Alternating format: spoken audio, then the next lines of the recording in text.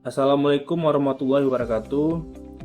Nama saya Rifki Amar, asal instansi Sekretariat Daerah Kabupaten Aceh Barat Daya. Jabatan saya yaitu Pejabat Pengadaan Barang dan Jasa.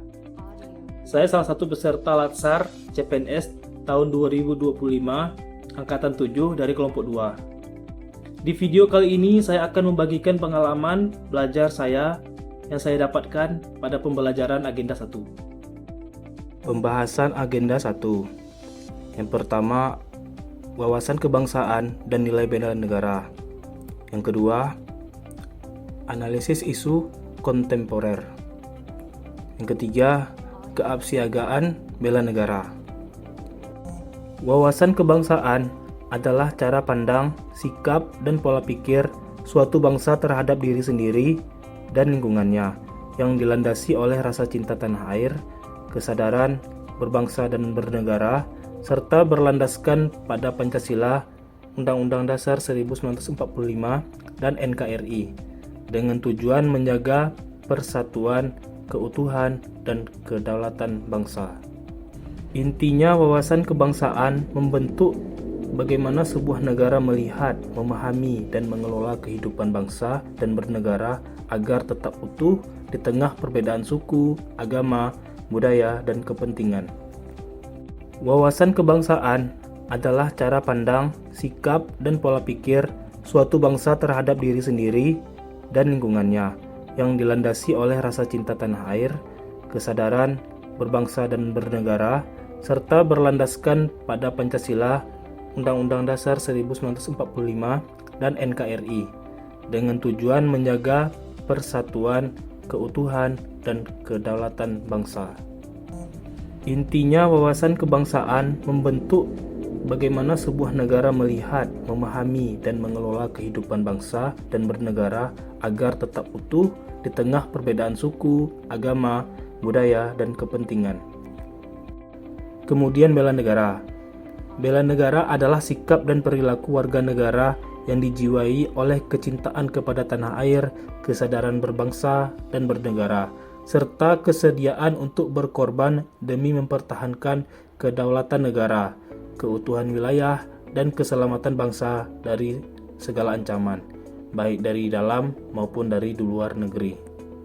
Pada pasal 27 ayat 3 Undang-Undang tahun 1945, yang mana menyebutkan setiap warga negara berhak dan wajib ikut serta dalam upaya pembelaan negara.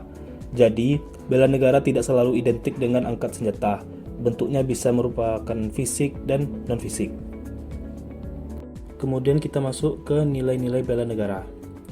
Yang pertama, cinta tanah air. Cinta tanah air yaitu mencintai dan menjaga keutuhan wilayah serta kekayaan alam Indonesia. Ini bisa diwujudkan dengan bangga menjadi warga negara Indonesia, menggunakan produk dalam negeri, dan melestarikan budaya bangsa. Kemudian yang kedua, kesadaran berbangsa dan bernegara. Kesadaran berbangsa dan bernegara adalah memahami hak kewajiban sebagai warga negara serta aktif dalam membangun bangsa ini, termasuk menjaga kesatuan dan persatuan serta menghargai keberagaman. Yang ketiga, setia pada Pancasila sebagai ideologi negara, yaitu dengan menerima Pancasila sebagai ideologi bangsa serta mengamalkan nilai-nilainya dalam kehidupan sehari-hari. Dan yang keempat, rela berkorban untuk bangsa dan negara, yaitu seperti bersedia mengorbankan waktu, tenaga, pikiran, bahkan harta benda demi kepentingan bangsa dan negara. Yang terakhir, kemampuan awal bela negara, yaitu memiliki keabsiapan fisik dan mental untuk menghadapi berbagai ancaman terhadap bangsa dan negara, mencakup kesehatan jasmani, disiplin, kemampuan adaptasi, dan pemahaman terhadap kearifan lokal. Sekarang masuk ke analisis isu kontemporer. Isu kontemporer adalah permasalahan, peristiwa, atau topik yang sedang hangat dibicarakan dalam masyarakat pada masa sekarang, bersifat aktual, relevan, dan biasanya memiliki dampak sosial, politik, ekonomi, budaya, atau lingkungan. Ciri-ciri isu kontemporer adalah: yang pertama, aktual, terjadi atau mencuat pada waktu sekarang. Kemudian ada relevan atau berkaitan langsung dengan kehidupan masyarakat. Kemudian kita masuk ke beberapa contoh isu kontemporer yang sedang hangat dibicarakan.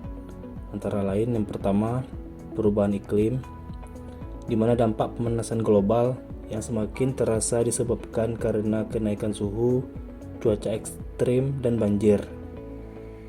Yang kedua, kesenjangan sosial dan ekonomi. Contohnya seperti perbedaan pendapat dan akses terhadap sumber daya yang semakin lebar. Yang ketiga, perkembangan teknologi informasi dan komunikasi, seperti dampak positif dan negatif dari perkembangan teknologi, media sosial, dan kecerdasan buatan. Kemudian keempat, isu-isu kesehatan. Contohnya seperti pandemi COVID-19 serta penyakit menular lainnya. Yang terakhir, isu-isu politik dan keamanan. Contohnya seperti konflik antar negara, terorisme, dan radikalisme. Poin yang terakhir yaitu keapsiagaan bela negara. Keapsiagaan bela negara adalah kondisi kesiapan mental, fisik, dan keterampilan setiap warga negara untuk secara cepat, tepat, dan terencana melaksanakan tugas bela negara dalam menghadapi berbagai ancaman terhadap kedaulatan, keutuhan wilayah, dan keselamatan bangsa. Sederhananya, ini adalah siap siaga membela negara kapanpun dibutuhkan, bukan hanya saat perang, tapi juga dalam situasi darurat dan militer seperti bencana alam, krisis pangan, atau serangan cyber. Baiklah, sekian pengalaman belajar saya pada agenda 1. Terima kasih. Assalamualaikum warahmatullahi wabarakatuh.